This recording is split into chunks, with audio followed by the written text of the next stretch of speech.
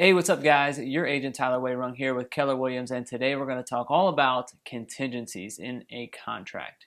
Kind of what they are, how to use them effectively, how not to use them, the things they are intended to do and not to do, and more. So with that, let's go ahead and jump in.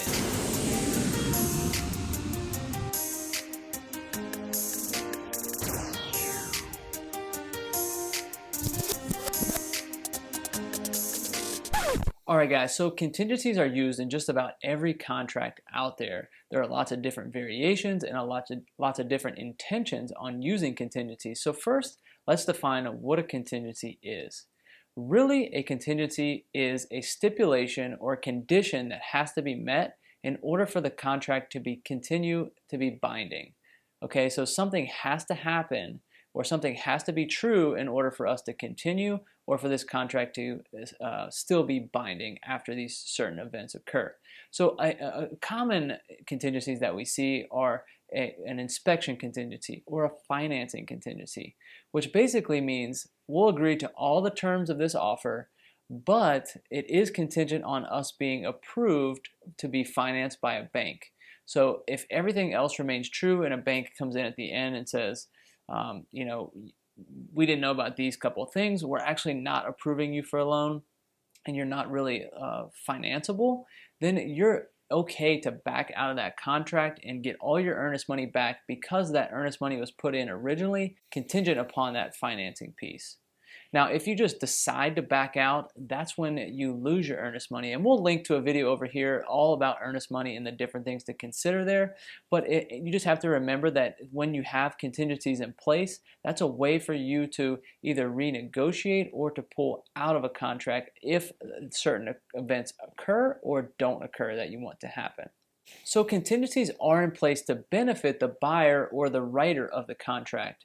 Because you don't know all the things up front and you'll never know all the things necessary to write a complete offer, you write the offer with some safeguards in place to say, if all else is true or if all these things happen, then I'm fine going forward with our contract, but let's just at least agree on terms and price, and then we'll figure out the other pieces later. So like we talked about before, an inspection contingency. Obviously, you're not going to have a full inspection done on every property before you decide whether or not you're comfortable writing an offer. So you'll go ahead and get the offer figured out, you come to an agreement on price, and then you worry about inspection items later. So that's where that inspection contingency definitely serves the buyer when it's written. And most contingencies are there to protect the buyer or to provide some benefit to the buyer. But since there's all these protections in place, this is where it becomes a double-edged sword.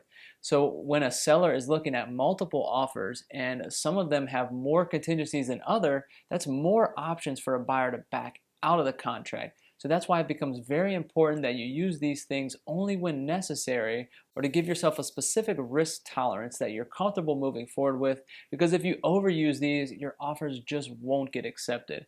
You're not able to compete against people who are waiving inspections, waiving appraisals, and things like that when you have all these safeguards in place. So since they do protect you as the buyer, that's limited protection for the seller, and it becomes a negative when you have too many on a contract. So keep that in mind, but it's always a good idea to have a conversation with your agent around what their opinion is on the contingencies that you want to put in place, and based on the market, what they feel might be competitive or not.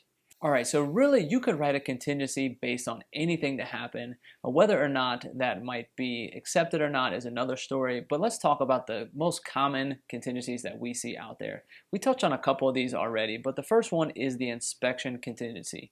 You put this offer in contingent on a successful inspection of all these different areas, and then you have a certain number of days that the buyer is provided to have this inspection taken place. You have to take these dates very serious. If you miss these dates, that voids that contingency. That contingency was only in place for that certain number of days, and once those pass, that contingency is no longer valid. So keep that in mind.